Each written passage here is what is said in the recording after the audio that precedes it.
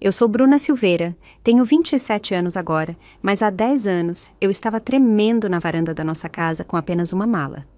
Minha mãe, Diana, sorriu sarcasticamente. Você vai voltar implorando em um mês. Meu pai, Geraldo, bateu a porta na minha cara. Jurei que nunca mais voltaria. Agora, encaro meu celular mostrando 30 chamadas perdidas deles. O jogo virou completamente. Eles precisam de mim desesperadamente agora.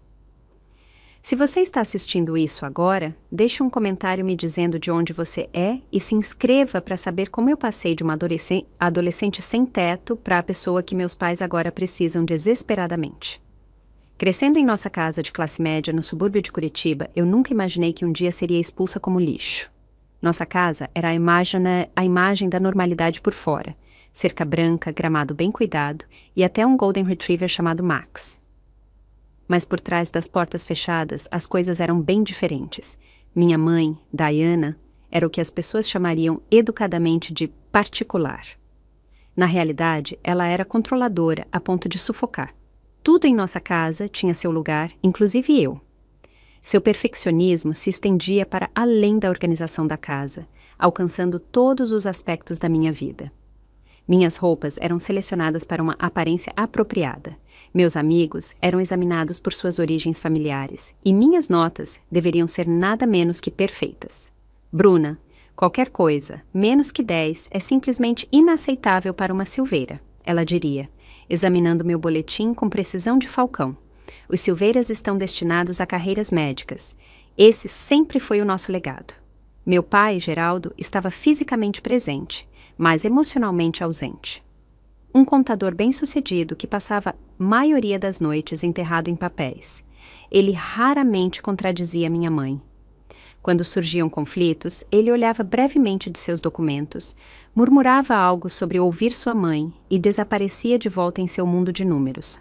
Sua posição padrão era ceder à minha mãe em todos os assuntos relacionados à minha criação.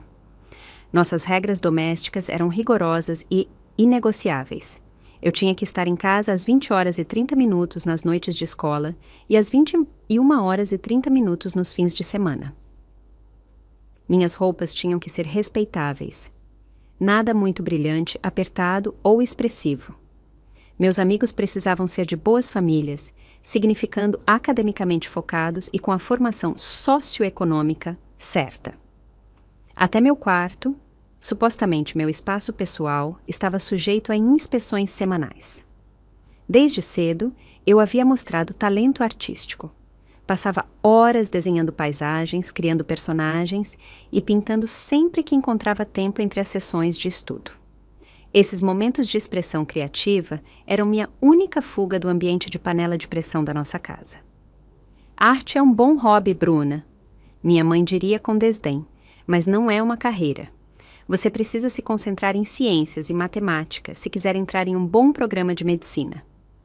A única pessoa que sempre encorajou minha paixão artística foi minha avó, Eleonora. A mãe da minha mãe, ironicamente, não era nada parecida com sua filha. Vovó Eleonora havia sido professora de arte antes de se aposentar, e ela reconheceu algo em meus primeiros desenhos que os outros não viram. Você tem um dom, querida. Ela sussurrava durante nossas sessões privadas de desenho em sua aconchegante sala de estar. Não deixe ninguém dizer para você enterrá-lo. Vovó Eleonora era meu refúgio.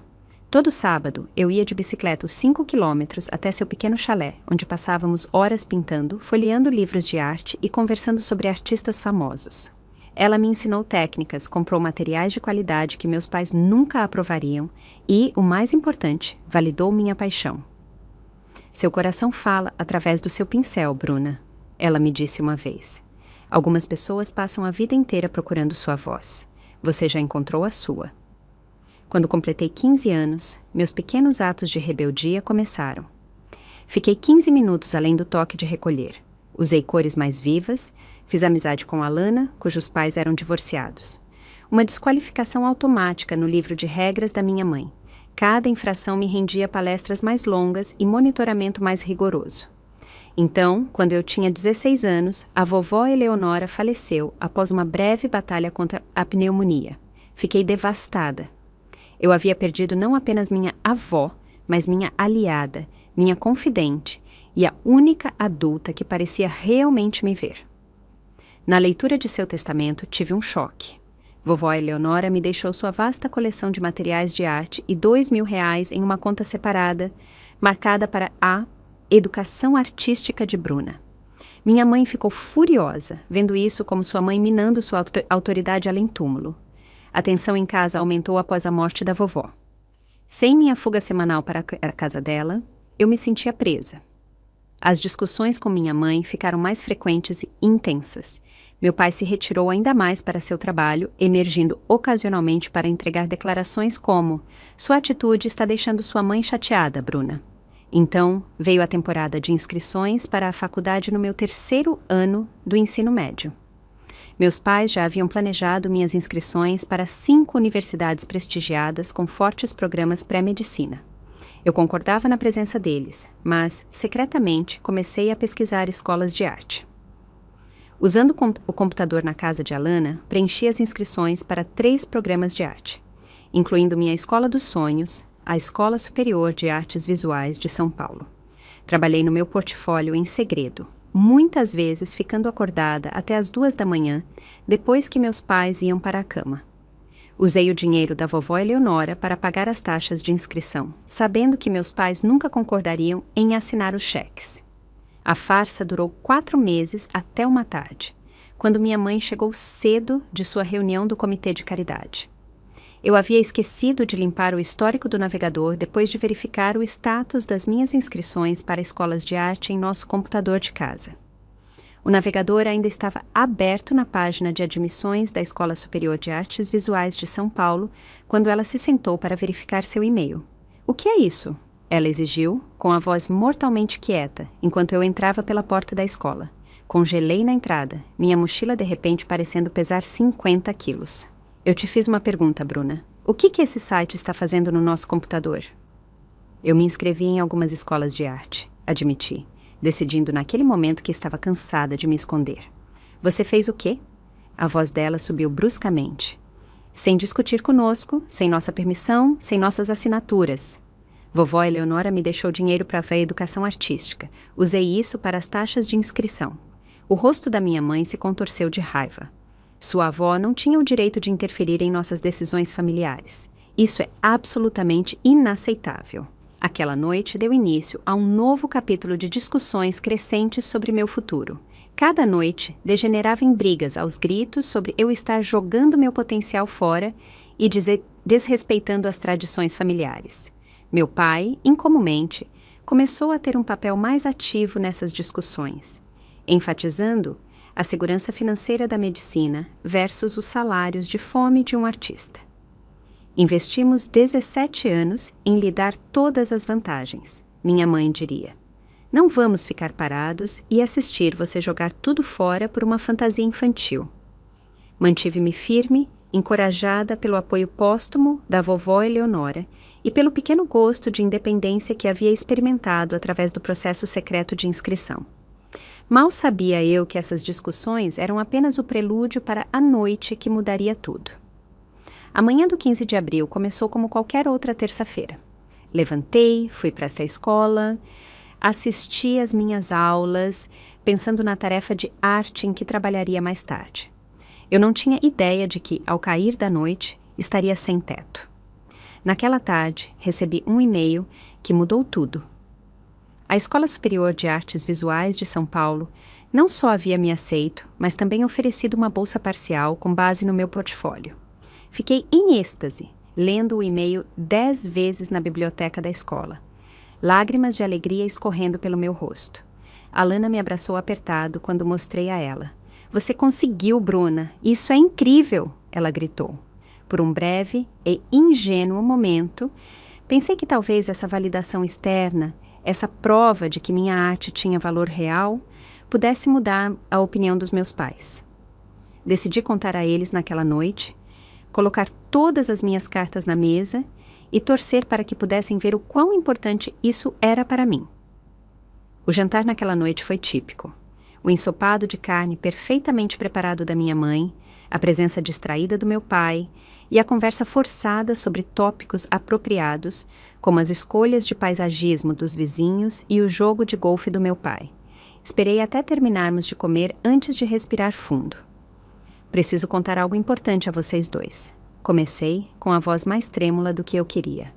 Eu me inscrevi na Escola Superior de Artes Visuais de São Paulo e descobri hoje que fui aceita. Eles até me ofereceram uma bolsa de estudos. O silêncio que se seguiu foi ensurdecedor. Minha mãe lentamente pousou o garfo no prato. O pequeno tilintar soou antinaturalmente alto no quarto silencioso. Meu pai realmente tirou os olhos do celular, sua atenção totalmente em mim, pela primeira vez em anos, talvez. Você se inscreveu sem o nosso conhecimento? Meu pai perguntou, com um tom inquietantemente calmo. Sim, usei o dinheiro da vovó para as taxas de inscrição. E você estava planejando frequentar essa escola de arte? Minha mãe pronunciou escola de arte como se fosse uma doença particularmente repugnante. Sim, é o que eu quero, é o que eu sou boa.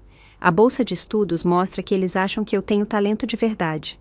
O rosto da minha mãe endureceu. Isso está absolutamente fora de questão.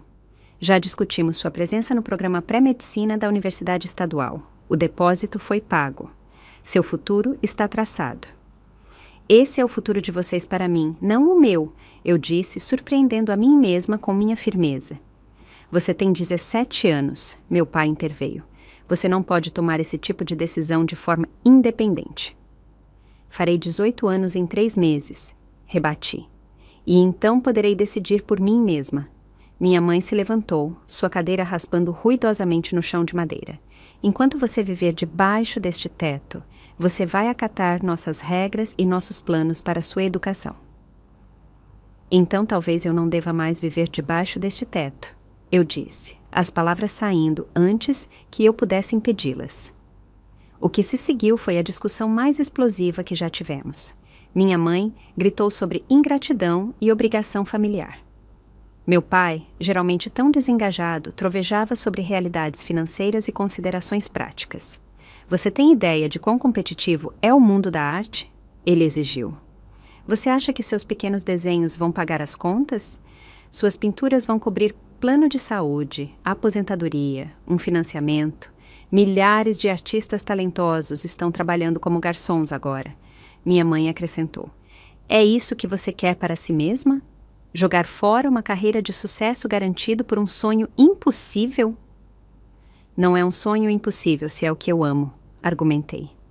Não quero ser médica, nunca quis isso. Esse é o sonho de vocês, não o meu. Depois de tudo que sacrificamos por você, minha mãe sibilou. É assim que você nos paga? Com desrespeito e delírio. A discussão se intensificou, tornando-se mais pessoal e cruel a cada troca. Palavras foram ditas que nunca poderiam ser desfeitas. Minha mãe me chamou de egoísta, ingrata, delirante. Meu pai disse que eu estava jogando minha vida fora, que eu acabaria sendo um fracasso. Então veio o ultimato. Isso acaba agora, minha mãe disse, a voz de repente fria e controlada. Você tem 2 escolhas. Você vai se comprometer com o programa pré-medicina que selecionamos, desistir dessa bobagem de escola de arte e acatar nossas regras, ou pode ir embora.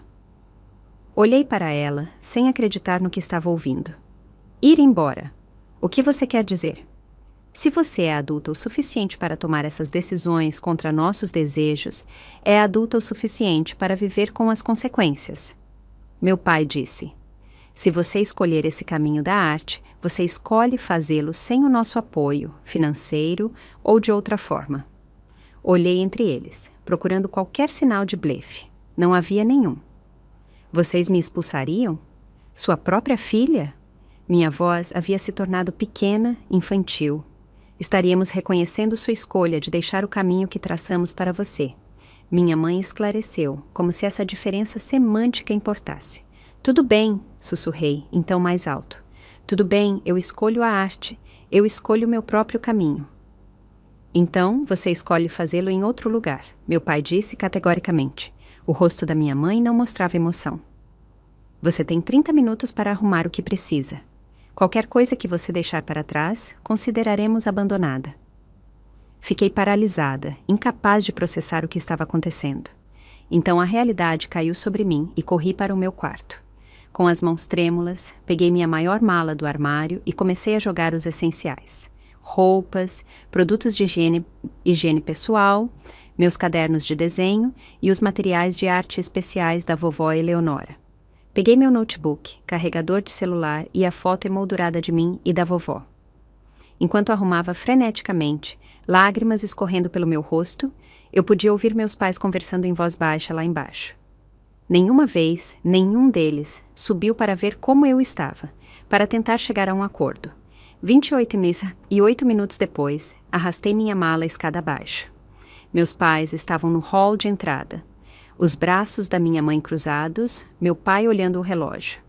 Preciso pegar meu dinheiro no banco amanhã, eu disse, tentando parecer prática, apesar do meu rosto manchado de lágrimas. Sua conta corrente é seu dinheiro, meu pai reconheceu. Mas seu fundo universitário permanece sob nosso controle até que você siga um curso aprovado. Eu assenti sem emoção, sem energia para discutir mais. Eu tinha cerca de R$ 800 em minha conta pessoal, economias de dinheiro de aniversário e bicos. Isso, mais os 2.000 da vovó Eleonora, teria que me sustentar. Caminhei até a porta, meio esperando que um deles me impedisse, dissesse que isso tinha ido longe demais, que poderíamos conversar mais amanhã. Nenhum se moveu. Ao pisar na varanda, as palavras de despedida da minha mãe me atingiram profundamente. Você vai voltar implorando em um mês, ela disse com um sorriso frio. A vida real não é tão romântica quanto seus desenhos fazem parecer. Meu pai simplesmente balançou a cabeça em desapontamento e fechou a porta firmemente atrás de mim. O som da fechadura girando pareceu um golpe físico. Fiquei ali na fria noite de abril, mala na mão, completamente sozinha. A realidade da minha situação começou a cair. Eu tinha 17 anos, com fundos limitados, sem moradia, sem emprego e 3 meses restantes de ensino médio. Lágrimas se misturaram com a leve garoa que havia começado a cair. Mas, sob o medo e o choque, uma centelha de determinação cintilou. Eu não lhes daria a satisfação de me ver falhar. Com dedos frios, peguei meu celular e liguei para Alana. Posso ficar na sua casa esta noite? Perguntei com a voz embargada. Meus pais me expulsaram. Ai, meu Deus, Bruna, claro, venha já! Ela respondeu sem hesitação. Enquanto eu começava a caminhada de 2 quarteirões até a casa de Alana, arrastando minha mala, fiz uma promessa silenciosa a mim mesma. Nunca voltaria implorando. Não importa o quão difícil as coisas ficassem, eu encontraria uma maneira de sobreviver e seguir meus sonhos. Eles haviam fechado a porta para mim, e eu fecharia meu coração para eles em troca. A primeira semana na casa de Alana passou em um borrão. Os pais dela ficaram chocados quando cheguei à porta deles com minha mala e expliquei o que havia acontecido. Eles imediatamente me acomodaram no sofá da sala de estar e me garantiram que eu poderia ficar enquanto resolvia as coisas. Eu podia perceber que eles esperavam que isso fosse temporário, que certamente meus pais voltariam a si em 1 ou 2 dias. Eles não voltaram. A senhora Dantas, mãe de Alana, ligou para meus pais na manhã seguinte. Da cozinha, eu podia ouvir a voz dela aumentando em descrença. Ela tem 17 anos, Diana, ainda está no ensino médio. Não, eu entendo que haja desentendimentos, mas... Bem, sim, podemos mantê-la por enquanto. Mas olá? Olá? Ela desligou, parecendo atordoada. Eles desligaram na minha cara. Eu não fiquei surpresa, mas os Dantas ficaram. Eles conheciam meus pais há anos através de funções escolares e eventos do bairro. Nunca haviam visto o lado particular da dinâmica da minha família. Você pode ficar o tempo que precisar, o Sr. Dantas me garantiu, embora eu pudesse ver a preocupação em seus olhos. O apartamento deles tinha apenas 2 quartos, um para eles e um para a Alana. O sofá da sala de estar não era uma solução de longo prazo. Naquela primeira semana, me concentrei em questões práticas. Fui ao banco e retirei meus R$ 823,17. Entrei em contato com o executor do testamento da vovó Eleonora para acessar os R$ 2.000 que ela havia me deixado. Continuei indo para esta escola, mantendo a cabeça baixa e tentando evitar fofocas, embora a notícia inevitavelmente se espalhasse de que algo havia acontecido na casa do Silveira. À noite, eu procurava empregos online usando o computador dos Dantas. Eu não tinha experiência de trabalho além de babá. Toda posição de nível de entrada parecia querer experiência anterior, o eterno dilema da procura de emprego. Me inscrevi em restaurantes de fast food, lojas de varejo, cafeterias, em qualquer lugar que pudesse contratar um estudante do ensino médio. No final da primeira semana, o peso da minha situação estava ficando claro. Minhas economias não durariam muito. Os Dantas eram gentis, mas claramente sobrecarregados por ter uma pessoa extra em seu pequeno apartamento. Eu precisava de renda e moradia mais permanente rapidamente. A segunda semana trouxe minha primeira chance.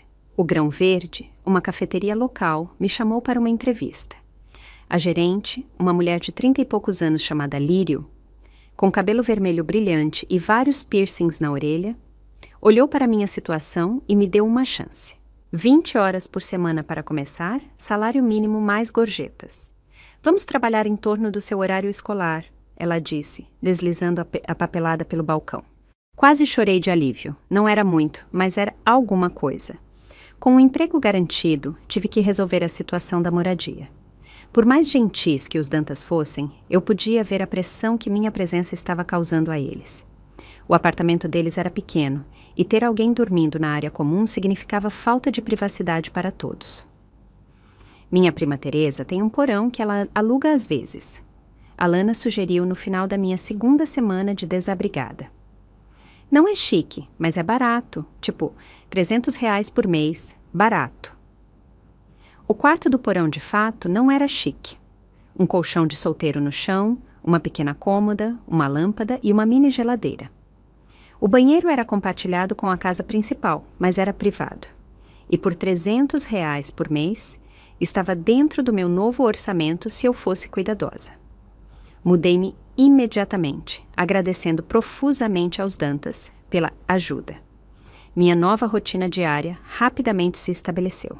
Acordava às 5 da manhã, tomava banho antes que Teresa e seus colegas de quarto precisassem do banheiro.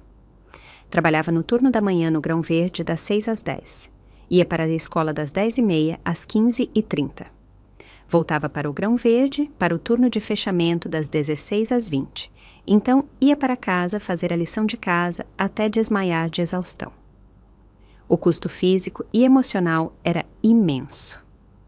Em um dia particularmente difícil, durante minha terceira semana de sem-teto, me vi tendo um colapso no banheiro público da escola. Sentei-me no box, tentando abafar meus soluços, oprimida pela exaustão e pela injustiça de tudo. Eu tinha 17 anos. Deveria estar me preocupando com o baile de formatura e os exames finais, não se eu conseguiria pagar o jantar e a lavanderia na mesma semana. Foi naquele banheiro que eu realmente me lamentei pela minha casa de infância perdida, pelos pais que haviam escolhido a visão deles do meu futuro, em vez da minha presença real em suas vidas, pelas experiências normais de adolescente que eu estava perdendo. Permiti-me 20 minutos de lágrimas antes de jogar água fria no rosto e voltar para a aula, minha máscara de compostura de volta no lugar. O Grão Verde se tornou mais do que apenas um local de trabalho. Tornou-se uma tábua de salvação, não apenas pela renda, mas pela estrutura e comunidade que fornecia. Lírio se tornou uma espécie de mentora, me mostrando os meandros não apenas de fazer café, mas da independência adulta. Você precisa abrir sua própria conta bancária sem seus pais nela. Ela aconselhou em uma tarde tranquila e começar a construir crédito assim que completar 18 anos. Confie em mim. Isso importa mais tarde. Os clientes regulares também se tornaram uma fonte de estabilidade. Havia a multidão da manhã de pessoas de negócios que aprenderam meu nome e davam boas gorjetas. Havia os estudantes da tarde que às vezes compartilhavam notas de aulas que eu tinha que perder. E havia Patrícia, uma senhora idosa que vinha todos os dias às 14 horas para sua única xícara de chá Earl Grey. Patrícia notava as coisas. Ela notava quando eu parecia particularmente cansada ou quando usava as mesmas roupas por 2 dias seguidos porque não tinha tido tempo de lavar roupa. Ela notava quando eu pulava o almoço para economizar dinheiro. Você me lembra de mim mesma na sua idade, ela me disse um dia em minha 4ª semana de sem-teto, teimosa e independente demais. Começamos a conversar regularmente durante seu horário de chá, e me peguei compartilhando trechos da minha história. Ela ouvia sem julgamento, ocasionalmente oferecendo conselhos práticos, mas nunca clichês sobre reconciliação familiar. Então, quando meu primeiro mês de independência estava chegando ao fim, o mês que minha mãe havia previsto que me quebraria, Patrícia fez uma oferta inesperada. Minha casa é muito grande só para mim, desde que meu marido faleceu. Ela disse com naturalidade. Tem um quarto de hóspedes juntando poeira. Você poderia ficar lá, ajudar com algumas tarefas, fazer companhia a uma velha e cuidar do meu gato quando eu visitar minha irmã. Sem aluguel, apenas contribuição para a casa. Olhei para ela, sem palavras. Por que você faria isso por mim? Você mal me conhece. Patrícia sorriu, as rugas ao redor dos olhos se aprofundando. Eu sei o suficiente. Às vezes, as pessoas precisam de uma ponte para ir de uma parte da vida para outra. Considere-me sua ponte. Naquela noite, mudei minhas poucas posses do porão da Teresa para o quarto de hóspedes de Patrícia. Um quarto de verdade com uma cama de verdade, uma escrivaninha e uma janela que pegava a luz da manhã perfeitamente para desenhar. Enquanto desfazia minha mala pela segunda vez naquele mês, percebi algo profundo. Eu havia sobrevivido ao primeiro mês sem rastejar de volta para meus pais. No silêncio do meu novo quarto, permiti-me uma pequena celebração particular. Eu havia sobrevivido. Eu ainda estava na escola. Eu tinha um emprego. Eu havia encontrado moradia. Eu havia sobrevivido ao mês que minha mãe disse que me quebraria. Eu ficaria bem. Viver com Patrícia mudou tudo. Ao contrário do porão de Teresa, que era apenas um lugar para dormir, a casa de Patrícia se tornou um verdadeiro santuário. A casa era uma charmosa e antiga casa colonial com pisos que rangiam e personalidade, localizada a apenas 1 quilômetro do Grão Verde e a 2 quilômetros da minha escola. Meu quarto tinha estantes embutidas, uma cama de solteiro confortável com uma colcha feita à mão e, o mais importante, uma escrivaninha resistente posicionada perfeitamente sob a janela, onde a luz natural era ideal para desenhar. Este costumava ser o quarto da minha filha. Patrícia explicou enquanto me ajudava a me instalar. Ela mora no Rio de Janeiro agora com a família. Ela ficaria feliz em saber que está sendo usado por outra jovem com ambição. Patrícia, logo aprendi, havia sido professora de literatura antes de se aposentar. Sua casa era cheia de livros sobre todos os assuntos imagináveis e ela tinha um ateliê na garagem convertida, onde fazia cerâmica. Ela entendia o impulso criativo de uma forma que meus pais nunca haviam entendido. Nosso arranjo rapidamente caiu em um padrão confortável. Continuei trabalhando no Grão Verde e frequentando ali a escola. Em troca de quarto e comida, ajudava com as tarefas domésticas, compras de supermercado e cuidava de Aristóteles, o gato ruivo imperioso de Patrícia. Nas quintas-feiras, quando Patrícia tinha seu jogo de mahjong com amigos, eu cozinhava o jantar para nós duas. Você precisa se concentrar em terminar o ensino médio com força. Patrícia insistiu quando ofereci pagar aluguel. Guarde seu dinheiro para a faculdade e seu futuro. Essa é a melhor maneira de retribuir qualquer gentileza. Com moradia estável garantida, finalmente pude pensar além da sobrevivência diária. A primeira prioridade era completar meu último ano e obter meu diploma. Embora meus pais tivessem me expulsado, eles não me retiraram da escola, provavelmente para evitar perguntas das autoridades sobre uma menor que não vivia mais em casa. Minha orientadora, a senhora Vasconcelos, me chamou em seu escritório no início de maio, cerca de 6 semanas depois que saí de casa. Seus professores notaram algumas mudanças, Bruna. Ela disse com cuidado. Faltas, tarefas atrasadas, adormecendo na aula.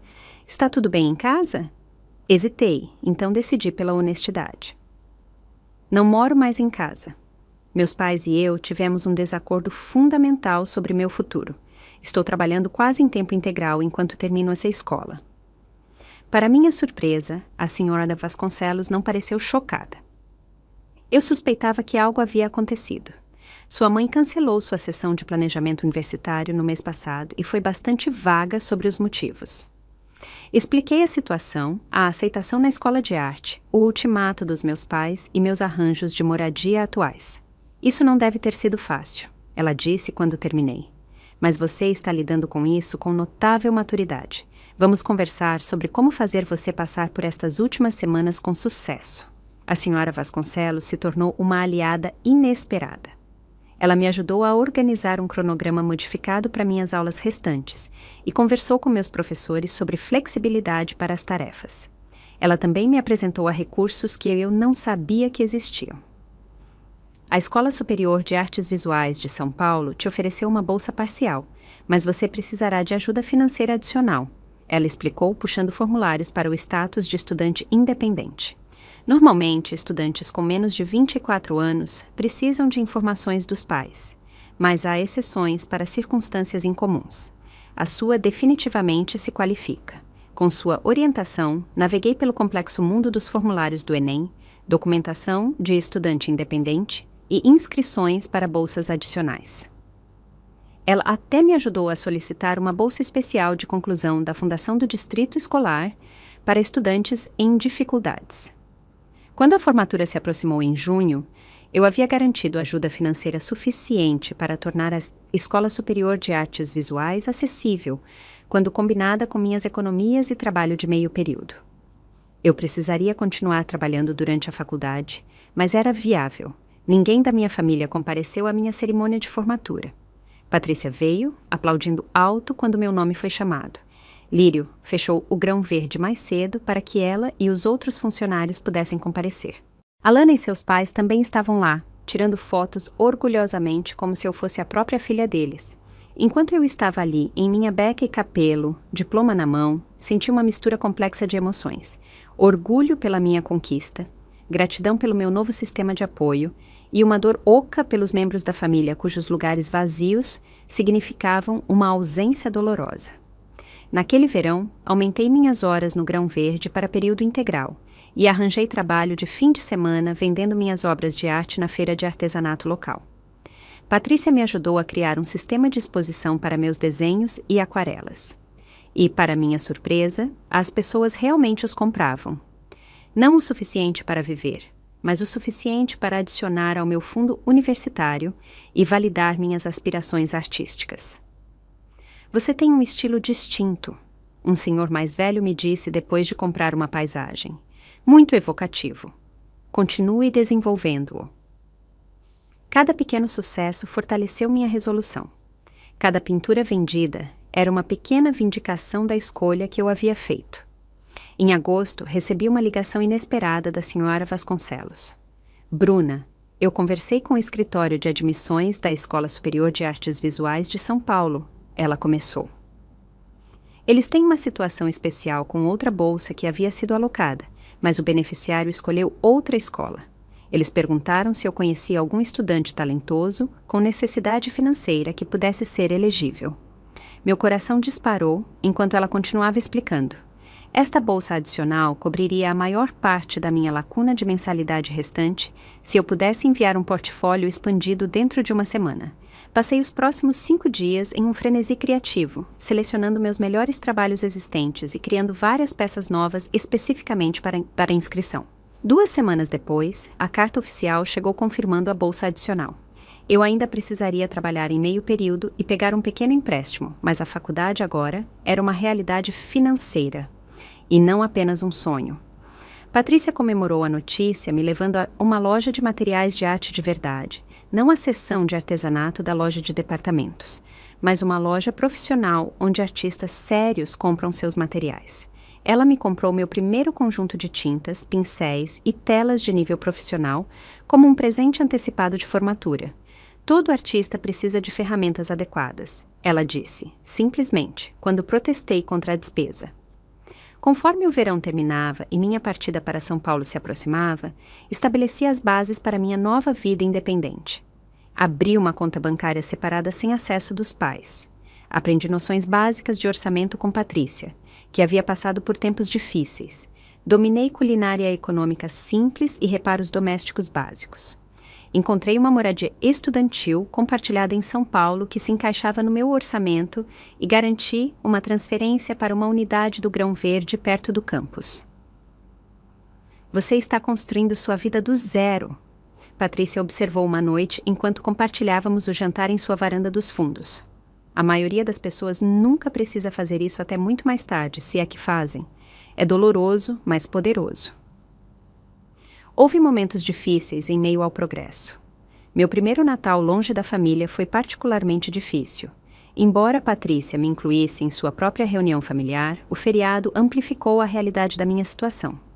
Me peguei lembrando tradições de infância, decorando a árvore com minha mãe, a leitura anual do meu pai, da noite antes do Natal, e sentindo a ausência deles agudamente. No entanto, mesmo nesses momentos de luto, eu estava criando novas tradições e conexões. Alana voltou para casa de seu primeiro semestre na Universidade Estadual e passamos um dia assando biscoitos na cozinha de Patrícia, incluindo guerra de farinha. A equipe do Grão Verde realizou um jantar familiar comunitário para funcionários sem família local. Lírio me deu um conjunto de cadernos de desenho profissionais com um bilhete que dizia: "Para a próxima Tarsila do Amaral." Essas pessoas, Patrícia, Alana, Lírio, a senhora Vasconcelos, se tornaram minha família escolhida. Elas apoiaram meus sonhos em vez de tentar remodelá-los. Elas ofereceram orientação sem controle, conselhos sem ultimatos. Através delas, aprendi que a família pode ser criada, assim como nascida. Quando eu arrumei minhas coisas no carro de Patrícia para a viagem a São Paulo no final de agosto, eu não falava com meus pais há 4 meses. Eu lhes enviei um breve e-mail com minhas novas informações de contato, sentindo que era o certo a fazer, mas não recebi resposta. Disse a mim mesma que havia feito as pazes com a ausência deles em minha vida. Embora, apontada em meu coração, quando pensava neles, sugerisse o contrário. Enquanto Patrícia e eu nos afastávamos da casa que havia se tornado meu verdadeiro lar, olhei para trás uma última vez. "Você está pronta?" Patrícia perguntou, compreendendo o peso do momento. "Sim", eu disse, virando para a frente. "Estou pronta para o que vier." Meu primeiro dia na Escola Superior de Artes Visuais de São Paulo foi avassalador da melhor maneira possível. O campus vibrava com energia criativa, estudantes desenhando em pátios, instalações de arte em cantos inesperados, o cheiro de tintas a óleo e argila vindo das portas abertas do ateliê. Pela primeira vez na vida, estava cercada por pessoas que falavam minha língua, que entendiam a compulsão de criar. "É aqui que eu pertenço", sussurrei para mim mesma enquanto encontrava o caminho para minha primeira aula, Introdução à Teoria da Cor. A transição para a vida universitária veio com desafios significativos. Enquanto a maioria dos calouros se preocupava com a saudade de casa e banheiros comunitários, eu conciliava uma carga horária completa com 25 horas por semana no Grão Verde de São Paulo. Minha situação de moradia estudantil, um sótão convertido em uma casa compartilhada com outros 4 estudantes de arte, estava longe de ser luxuosa. O teto inclinava-se tão drasticamente que eu só conseguia ficar de pé, em metade do espaço, e o inverno revelava seu isolamento precário. No entanto, essas dificuldades pareciam diferentes do meu período inicial de sem-teto. Eram desafios em um caminho que eu havia escolhido, degraus em vez de obstáculos. Minhas notas do primeiro semestre refletiram minha determinação, 10 em tudo, apesar da minha carga de trabalho. Minha professora de desenho fundamental, a doutora Costa, demonstrou um interesse particular em meu trabalho. Suas habilidades técnicas são excelentes. Ela observou durante uma revisão de portfólio. Mas o que se destaca é a autenticidade emocional em suas composições. Há uma maturidade aqui que é incomum em trabalhos de calouros. Eu não lhe disse que essa maturidade havia sido duramente conquistada através da independência precoce. Em vez disso, canalizei essas experiências para minha arte, meu projeto de meio de ano, uma série de espaços interiores renderizados em forte contraste entre luz e sombra, ganhou o prêmio de artista emergente do departamento. No meu segundo ano, eu havia estabelecido uma reputação de talentosa e tenaz. Raramente participava dos aspectos sociais da vida universitária. Festas, jogos de futebol, viagens de carro improvisadas, mas era respeitada por minha dedicação. Enquanto colegas de classe reclamavam de aulas matinais, eu já estava acordada há horas, trabalhando no turno de abertura do Grão Verde antes de chegar, caneca térmica na mão.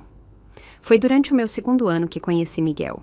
Ele era um veterano estudando fotografia e nos conhecemos quando ele vinha ao Grão Verde todas as manhãs por 3 semanas seguidas, sempre pedindo a mesma coisa: café preto grande, sem espaço para creme e deixando uma gorjeta generosa. Sabe, essa gorjeta poderia comprar algo mais interessante do que café preto puro, eu finalmente disse em uma manhã tranquila. Ele sorriu, seus olhos azuis enrugando nos cantos. O café é apenas uma desculpa para ver a barista interessante. Nosso relacionamento se desenvolveu lentamente. Ambos éramos sérios em relação à nossa arte e educação, nenhum de nós disposto a deixar o romance atrapalhar nossos objetivos. Estudávamos juntos na biblioteca, criticávamos honestamente o trabalho um do outro e apoiávamos o desenvolvimento artístico um do outro. Nossos encontros de fim de semana consistiam em aberturas de galerias e exposições de museus, onde podíamos discutir técnica e composição. Pela primeira vez, experimentei o que um relacionamento saudável poderia ser: solidário sem ser controlador, próximo sem ser sufocante. Miguel se tornou não apenas meu namorado, mas meu melhor amigo e colaborador criativo. No meu 3º ano, tudo acelerou. Consegui um estágio cobiçado na agência Meridian Design, uma agência boutique de design gráfico no centro de São Paulo. A posição não era remunerada, o que significava adicionar outro trabalho de meio período como monitora de laboratório de arte da universidade à minha já lotada agenda, mas a experiência foi inestimável. Você tem um olhar natural para a aplicação comercial. Mariana, a diretora de criação, me disse durante minha avaliação de meio de estágio. Você entende como tornar a arte funcional sem sacrificar sua alma. O estágio levou a projetos freelance remunerados ocasionais, como design de logotipos para pequenas empresas e trabalho de diagramação para publicações locais, que complementavam minha renda da cafeteria. Pela primeira vez, desde que saí de casa, comecei a ter uma pequena reserva financeira além das necessidades imediatas. Enquanto isso, minha produção artística pessoal estava evoluindo. Meu projeto de tese júnior, uma série multimídia explorando conceitos de lar e pertencimento, recebeu reconhecimento além do campus quando foi selecionado para inclusão em uma exposição de artistas emergentes em toda a cidade. Minha formatura na Escola Superior de Artes Visuais de São Paulo se aproximou sem nenhuma comunicação dos meus pais. Eu lhes enviei um anúncio formal, mais por uma sensação de encerramento do que por expectativa, mas não recebi resposta. Patrícia veio para a cerimônia, assim como Alana, que havia acabado de concluir sua própria graduação em pedagogia. A família de Miguel, que praticamente me adotou durante os feriados, preencheu uma fila inteira de assentos, aplaudindo alto quando eu cruzei o palco. Enquanto eu estava com meu diploma, varrendo a plateia por hábito em busca de rostos que eu sabia que não estariam lá, percebi que a dor havia diminuído. A ausência de meus pais era um fato, e não uma ferida fresca. Eu havia construído uma vida da qual eles não faziam parte, alcançado um sucesso que eles nunca haviam testemunhado, me tornado uma pessoa que eles não reconheceriam. Minha vida profissional ganhou momentum imediatamente após a formatura. Mariana, da agência Meridian Design, me ofereceu uma posição em tempo integral como designer júnior, com benefícios, um avanço significativo em relação ao trabalho de barista. Meu primeiro emprego adulto de verdade veio com um salário que, embora modesto para os padrões da indústria, parecia uma riqueza incalculável depois de anos de orçamento cuidadoso. Meu relacionamento com Miguel também evoluiu. Pouco depois da formatura, ele me pediu em casamento durante uma viagem de fim de semana à Praia do Forte, me apresentando um anel de prata simples que ele mesmo havia designer. Quero construir uma vida com você, ele disse enquanto as ondas quebravam na costa. Uma vida onde ambos possamos seguir nossas paixões e nos apoiar mutuamente. Eu disse sim sem hesitar, sentindo pela primeira vez que meu futuro estava se expandindo em vez de se contrair. Começamos a planejar um pequeno casamento para a primavera seguinte, economizando para a entrada de um apartamento, discutindo qual bairro seria o melhor para 2 artistas trabalhando. Então veio a conversa que mudou tudo. Você pensou em convidar seus pais para o casamento? Miguel perguntou uma noite enquanto revisávamos potenciais locais online. A pergunta me pegou de surpresa. Por que eu faria isso? Eles são seus pais, Bruna. Este é um grande evento da vida. Eles escolheram não fazer parte da minha vida. Eu o lembrei.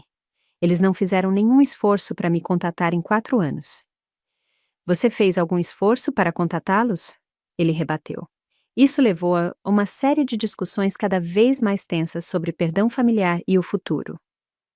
Miguel, que veio de uma família unida com desentendimentos normais e saudáveis, não conseguia entender minha completa ruptura com meus pais. Você não pode apenas fingir que eles não existem para sempre, ele argumentou. E quando tivermos filhos? Você impediria seus próprios filhos de conhecer os avós, se esses avós fossem tóxicos? Sim, absolutamente, eu respondi. O planejamento do casamento parou quando essa diferença fundamental em nossos valores se tornou aparente.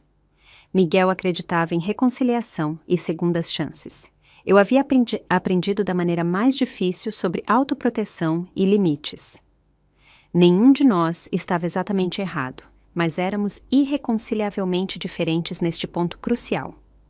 3 meses após seu pedido, tomamos a dolorosa decisão de terminar nosso noivado. Nós nos amávamos, mas nossas visões para a vida familiar eram incompatíveis. Miguel voltou para sua cidade natal de Porto Alegre depois de aceitar uma posição de professor lá. Eu me joguei no meu trabalho na Meridian, canalizando meu desgosto para a criatividade. 6 meses depois, surgiu uma oportunidade inesperada. Um dos maiores clientes da Meridian, a editora Estrela do Norte, estava lançando uma nova revista de estilo de vida e precisava de uma equipe de design interna. Eles ficaram impressionados com o trabalho que eu havia feito em seus materiais corporativos e me ofereceram uma posição como designer sênior, uma promoção significativa com um substancial aumento de salário. A pegadinha? A posição era em seu escritório principal localizado não em São Paulo, mas no Rio de Janeiro. Aos 25 anos, enfrentei outra decisão crucial: ficar na cidade que havia nutrido meu renascimento, onde eu tinha amigos e comunidade, ou dar um salto para o desconhecido para o avanço da minha carreira. Após uma semana de deliberação, aceitei a posição no Rio de Janeiro. Patrícia me apoiou como sempre, embora triste, por eu estar me mudando para mais longe. A vida se expande através de escolhas corajosas. Ela disse durante nosso jantar de despedida: você nunca se esquivou delas. Meu primeiro ano no Rio de Janeiro foi emocionante e isolador. O ritmo e a pressão do mundo editorial eram intensos, mas eu prosperava sob os desafios criativos. Meus designs para as edições inaugurais da revista receberam a atenção da indústria, e meu salário me permitiu alugar um apartamento pequeno, mas privado, em um bairro na Zona Sul, a primeira vez que eu havia morado completamente sozinha. Enquanto construía minha reputação profissional, também continuei minha prática artística pessoal, alugando um ateliê em um armazém convertido compartilhado por outros artistas. Meu trabalho começou a ser vendido em pequenas galerias, complementando minha renda de design e construindo meu nome nos círculos de belas artes. À medida que minha confiança e estabilidade financeira cresciam, tomei a decisão ousada de lançar meu próprio estúdio de design. Aos 27 anos, com 6 anos de experiência profissional e uma impressionante lista de clientes, deixei a Estrela do Norte para estabelecer a Criativa Silveira. Os primeiros meses foram aterrorizantes, vivendo de economias, trabalhando 24 horas por dia para entregar projetos, aprendendo o lado comercial da criatividade. A aposta valeu a pena. Minha reputação por designs distintos e eficazes trouxe um fluxo constante de clientes. Em 1 ano, contratei meu primeiro funcionário, um recém-formado em design, que me lembrava de mim mesma. 6 meses depois, adicionei um gerente de projetos e um especialista em web. A Criativa Silveira expandiu-se da identidade de marca para o desenvolvimento criativo de serviço completo. Minha situação financeira se transformou dramaticamente. Eu não era mais a adolescente sem teto que esticava o salário mínimo ou a estudante em dificuldades que comia miojo no jantar.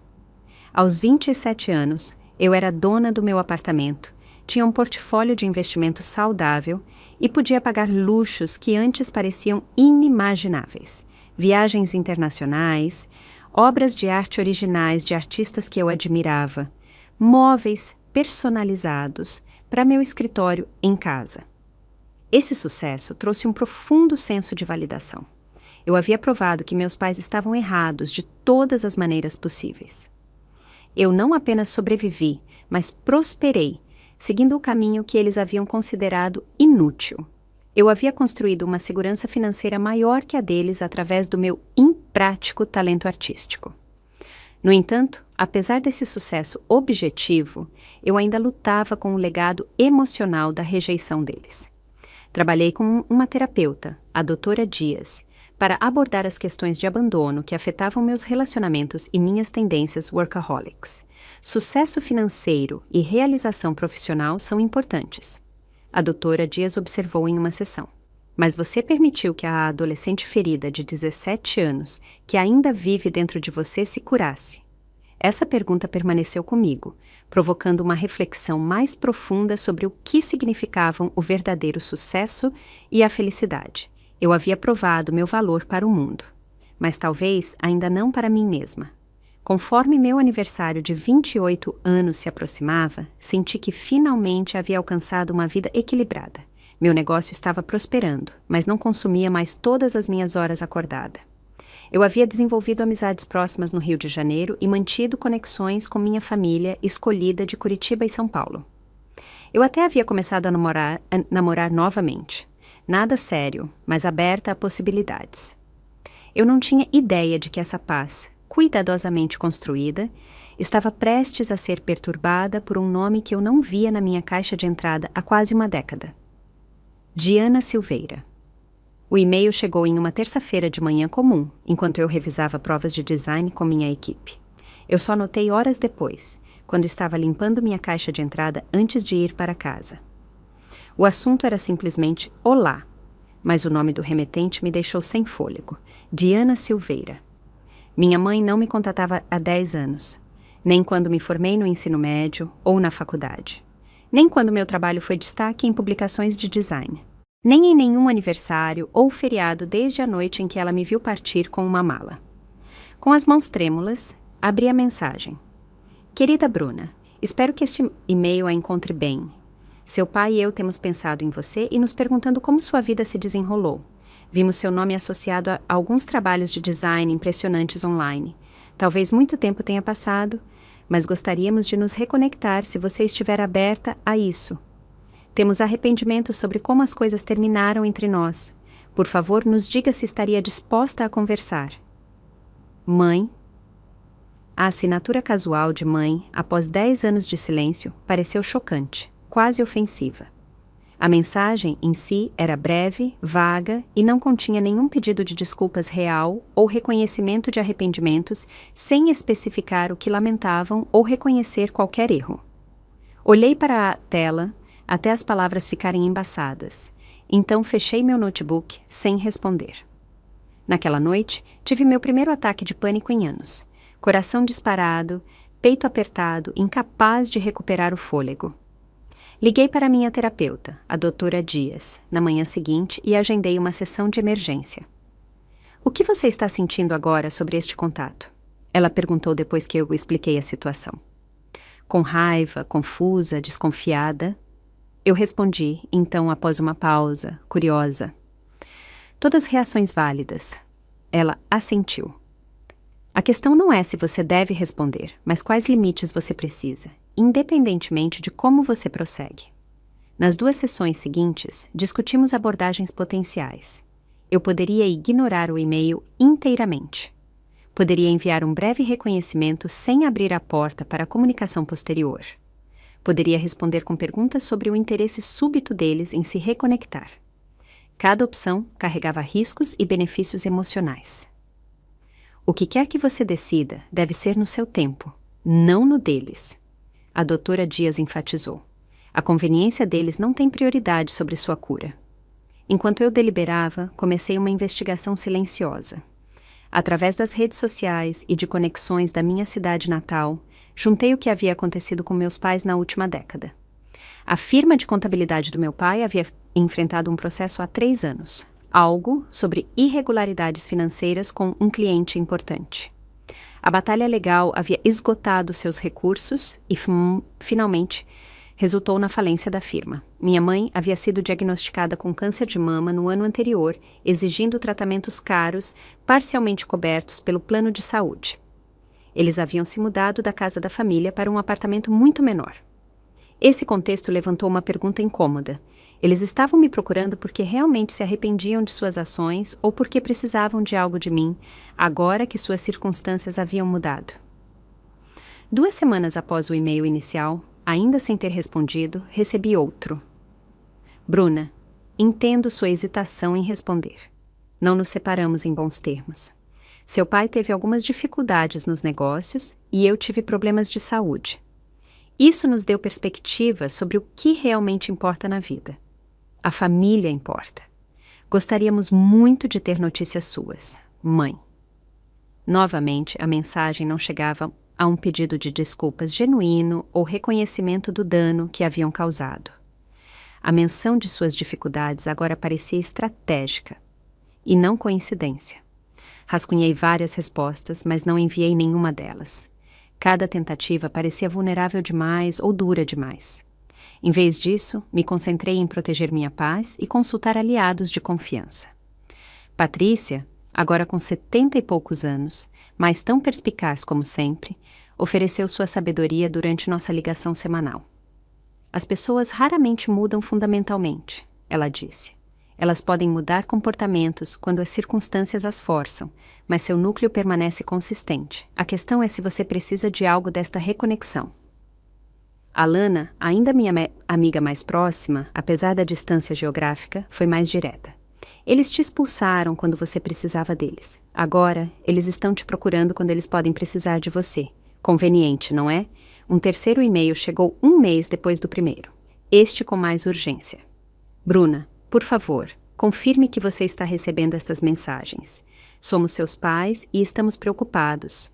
Temos assuntos importantes a discutir, assuntos familiares que não podem ser resolvidos sem comunicação. Por favor, ligue-nos o mais breve possível. Mãe e pai. A adição de pai à assinatura e o tom cada vez mais exigente desencadearam minhas inseguranças mais profundas. Por um breve e terrível momento, me senti como a Bruna de 17 anos novamente. Impotente, desesperada, com medo. Então me lembrei de quem eu era agora. Uma empresária de sucesso, financeiramente independente, cercada por pessoas que realmente se importavam comigo. Finalmente enviei uma resposta breve e controlada. Recebi seus e-mails. Não estou pronta para comunicação por telefone. Se vocês tiverem assuntos específicos a discutir, podem explicá-los por escrito, e eu considerarei se desejo me envolver mais. A resposta deles veio em horas. Preferiríamos discutir esses assuntos pessoalmente ou por telefone. Algumas coisas são muito complicadas para e-mail. Poderíamos talvez visitá-la no Rio de Janeiro? A sugestão de que eles entrariam em meu espaço seguro, duramente conquistado, me enviou outra onda de ansiedade. Recusei a visita firmemente, mas perguntei novamente quais assuntos familiares específicos exigiam discussão. O que se seguiu foi uma série de comunicações cada vez mais transparentes. Os tratamentos de câncer da minha mãe haviam esgotado suas economias. A falência do meu pai os havia deixado com dívidas significativas. Eles estavam lutando para pagar as parcelas do apartamento. Eles precisavam de apoio familiar durante este momento difícil. A motivação financeira por trás de seu desejo repentino de se reconectar tornou-se inegável. Em vez de reconhecer isso diretamente, no entanto, eles envolveram seus pedidos em manipulação emocional, referências a laços de sangue, amor parental e obrigação familiar. A situação se agravou quando minha prima Elisa me ligou inesperadamente. Eu odeio me meter. Ela começou desconfortável, mas a tia Diana me pediu para entrar em contato. Eles estão em uma situação financeira muito ruim, Bruna. As contas médicas estão os sobrecarregando. E o tio Geraldo não consegue encontrar um trabalho decente na idade dele depois do escândalo da falência. Eles te pediram para me dizer que precisam de dinheiro? Perguntei diretamente. O silêncio de Elisa foi resposta suficiente. Eles deveriam ter a coragem de me perguntar diretamente em vez de triangular através da família, eu disse. Mais parentes começaram a me contatar. Uma tia, outro primo, até o irmão do meu pai, que eu mal conhecia quando criança. Cada conversa seguia o mesmo padrão. expressões de como era maravilhoso se reconectar, seguidas por menções casuais das dificuldades dos meus pais e de como seria uma bênção se eu pudesse ajudar a família. A pressão se intensificou quando meus pais começaram a ligar para o meu telefone pessoal várias vezes ao dia. Eu nunca havia dado esse número a eles, o que significava que eles o obtiveram através de membros da família, ou possivelmente contrataram alguém para encontrá-lo. Deixei as ligações irem para a caixa postal, mas a frequência se tornou assédio. Após 2 semanas dessa escalada, consultei uma advogada sobre minhas opções. Ela me aconselhou sobre possíveis passos, desde uma carta formal de cessar e desistir até bloquear seus números e documentar o padrão de contato, caso eu precisasse buscar proteção legal. Antes de irmos por esse caminho, ela sugeriu, você pode querer ter uma conversa clara estabelecendo limites. Às vezes, as pessoas precisam de declarações explícitas de limites. Decidi ouvir uma mensagem de voz, esperando que pudesse fornecer clareza. A voz do meu pai, mais velha e mais tensa do que eu lembrava, preencheu meu ouvido. Bruna, aqui é seu pai. Precisamos falar com você com urgência. Os tratamentos médicos de sua mãe não são totalmente cobertos pelo plano de saúde e estamos enfrentando uma possível execução hipotecária do apartamento. Esgotamos todas as outras opções. Precisamos da sua ajuda. Somos seus pais, independentemente de desentendimentos passados. Por favor, ligue de volta. Quase imediatamente depois, outra mensagem de voz chegou da minha mãe. Bruna, por favor, sabemos que você se tornou bem-sucedida. Vimos o site da sua empresa e os artigos sobre seu trabalho. Precisamos da sua ajuda. Não temos para onde mais ir. Estamos implorando para você nos ligar de volta. A palavra implorando me atingiu com força particular. 10 anos antes, minha mãe havia zombado que eu voltaria implorando em 1 mês. Agora, os papéis estavam completamente invertidos. Sentei-me com essa percepção por vários dias, processando as emoções complexas que ela desencadeou. Havia uma certa vindicação na inversão de papéis, mas isso não trouxe alegria. Em vez disso, senti uma profunda tristeza pelo relacionamento que poderia ter sido, pelo apoio que deveria ter fluído, em ambas as direções, em uma família saudável. Após consulta com a doutora Dias, tomei minha decisão. Eu me encontraria com meus pais uma vez em um local neutro, com limites claros estabelecidos antecipadamente, não para me reconciliar, mas para abordar a situação diretamente e estabelecer limites permanentes. A reunião foi agendada para o mês seguinte, quando eu estaria em Curitiba visitando Patrícia. Eu lhes daria uma oportunidade de falar e responderia em meus termos. Aconteça o que acontecesse, eu sairia com um encerramento, e não com feridas abertas. Enquanto me preparava para esta reunião, não senti o desespero de uma criança abandonada, mas a resolução firme de uma mulher que havia se construído do zero, uma mulher que podia enfrentar seu passado sem ser consumida por ele. A cafeteria que escolhi para nosso encontro era deliberadamente pública, um lugar onde as vozes precisariam permanecer comedidas, onde cenas dramáticas seriam contidas pela convenção social. Cheguei 30 minutos antes, selecionando uma mesa de canto com uma visão clara da entrada e saída. Minha terapeuta havia sugerido trazer um objeto de ancoragem, então usei a pulseira de prata que Patrícia havia me dado quando fui para a faculdade, um lembrete tangível da família que eu havia escolhido. Quando eles entraram pela porta, quase não os reconheci. 10 anos haviam envelhecido dramaticamente meus pais. A postura confiante do meu pai havia desmoronado em uma leve curvatura. Seu cabelo, antes escuro e cheio, agora estava fino e completamente grisalho. Minha mãe havia perdido peso, seu rosto magro sob uma maquiagem cuidadosamente aplicada. Os tratamentos de câncer a deixaram com um corte de cabelo pixie curto e prateado em vez do cabelo castanho na altura dos ombros que eu lembrava. Eles me avistaram imediatamente, movendo-se em direção à minha mesa, com uma avidez que me fez instintivamente endireitar a coluna. Eu havia decidido não me levantar quando eles chegassem. Uma pequena, mas deliberada escolha para manter meu espaço físico. Bruna, minha mãe respirou, estendendo a mão para mim antes de se conter quando eu não estendi a minha. Você está linda. Muito profissional. Meu pai acrescentou, observando meu blazer sob medida e o portfólio que eu havia colocado deliberadamente sobre a mesa, um lembrete visual da carreira de sucesso que eles haviam uma vez descartado. Por favor, sentem-se, eu disse, gesticulando para as cadeiras à minha frente. Sem abraços, sem pretensão de calor familiar. Um silêncio constrangedor caiu enquanto eles se acomodavam. Esperei, tendo decidido antecipadamente não iniciar a conversa que eles haviam solicitado com tanta insistência. Obrigada por concordarem em nos encontrar. Minha mãe finalmente começou. Significa muito. Eu assenti, mas permaneci em silêncio. Você se saiu muito bem, meu pai disse, tentando sorrir. Lemos sobre sua firma de design, bastante impressionante. Sim, eu reconheci. É. Outro silêncio se estendeu entre nós.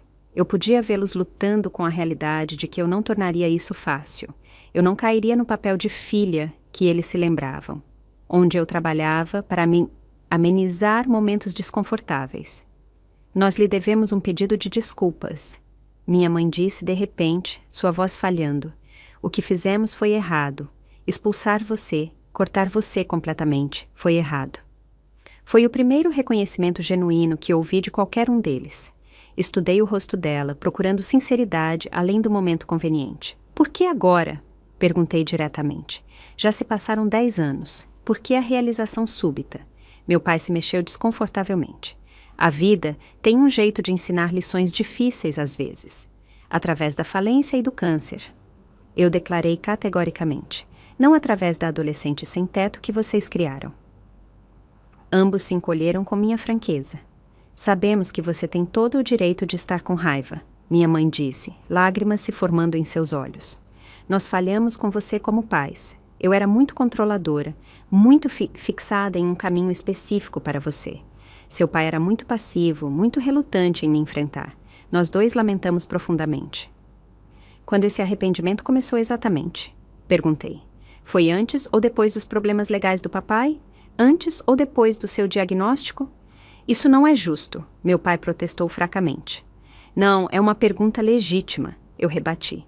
Vocês não fizeram nenhuma tentativa de me contatar por 8 anos, nem quando me formei no ensino médio ou na faculdade, nem quando comecei minha carreira. O momento do seu renovado interesse na minha vida coincide precisamente com suas dificuldades financeiras. Minha mãe enxugou os olhos com um lenço. Nós merecemos isso.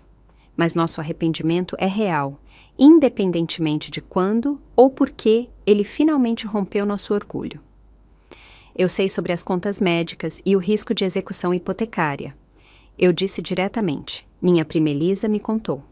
E ouvi suas mensagens de voz. Vocês precisam de dinheiro e decidiram que eu sou a solução de vocês. Eles trocaram um olhar claramente desconfortáveis com minha franqueza. Estamos em uma posição difícil, meu pai admitiu. As taxas legais destruíram meu negócio. E os tratamentos de sua mãe são apenas parcialmente cobertos pelo plano de saúde. Esgotamos nossas economias e contas de aposentadoria. E vocês pensaram que a filha que descartaram seria sua rede de segurança financeira? Concluí. Esperávamos que, apesar de tudo, a família ainda significasse algo. Minha mãe disse baixinho. Esperávamos que você pudesse encontrar em seu coração nos ajudar, mesmo que não mereçamos. Respirei fundo, me centrando antes de responder.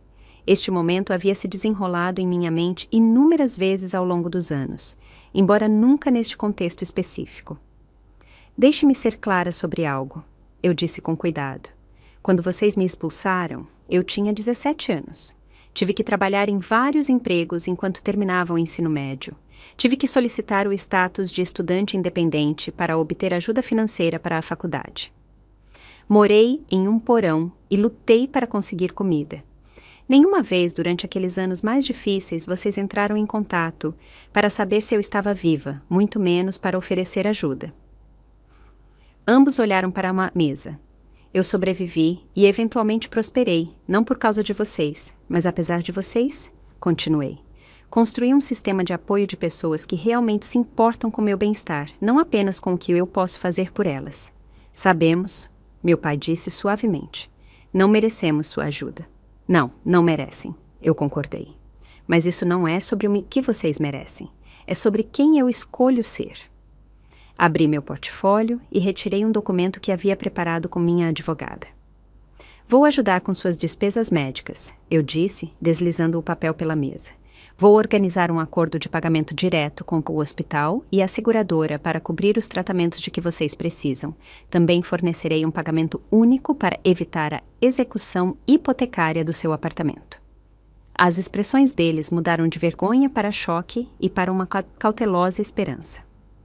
No entanto, eu continuei antes que eles pudessem falar.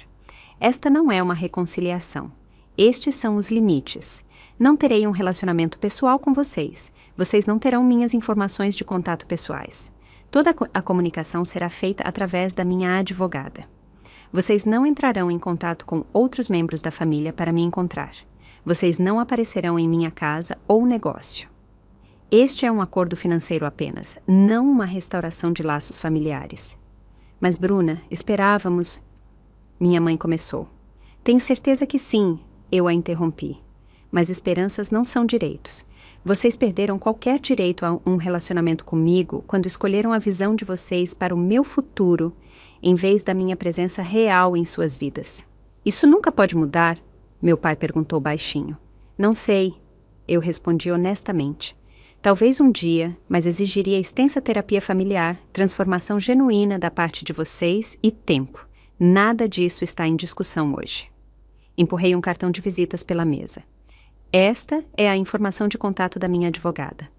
Ela cuidará de todos os arranjos.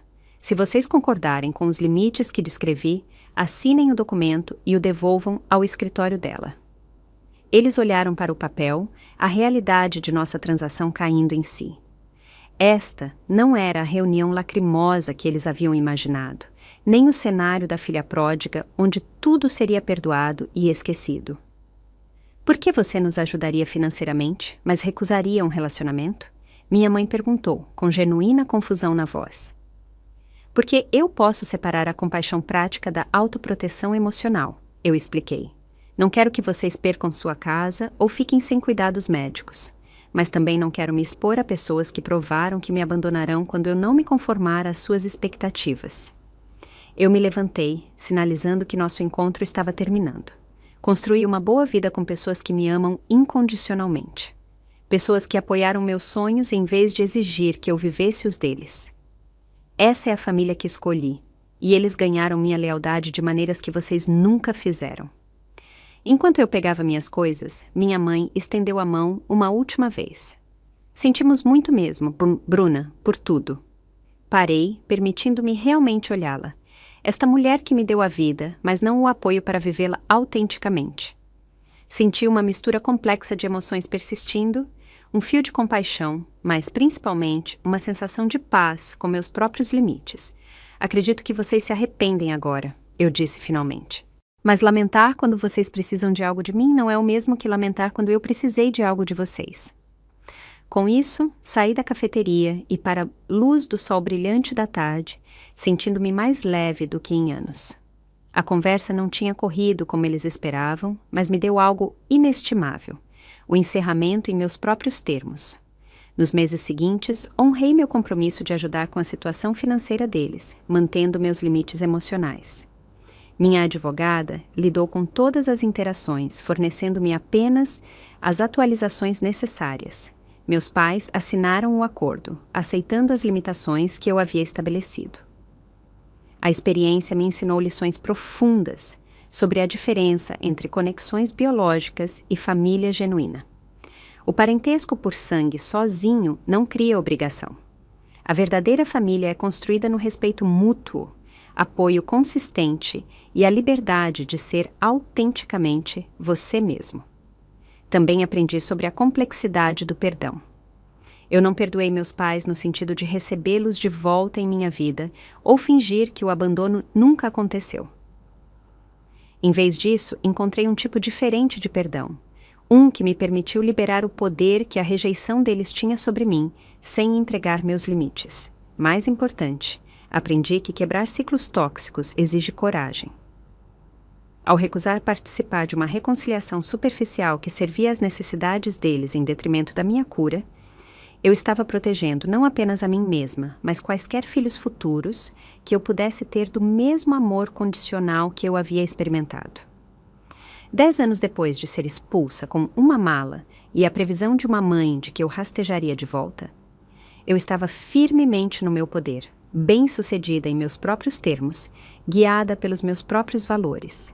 As coisas realmente haviam virado, mas minha resposta não era sobre vingança ou satisfação. Era sobre limites de integridade e a família que eu havia escolhido criar ao meu redor.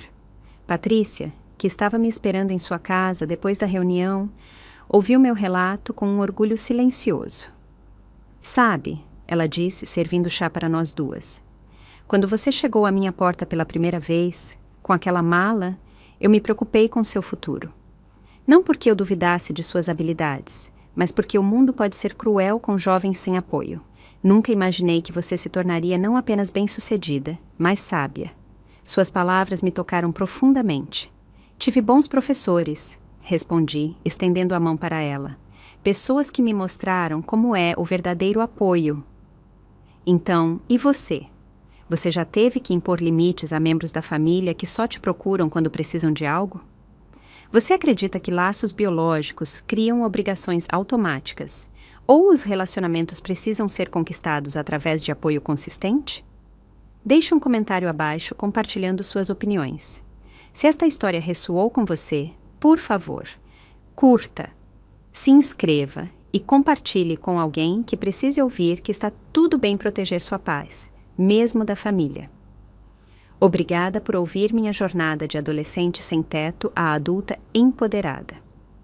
E lembre-se, a família que mais importa é muitas vezes aquela que você escolhe.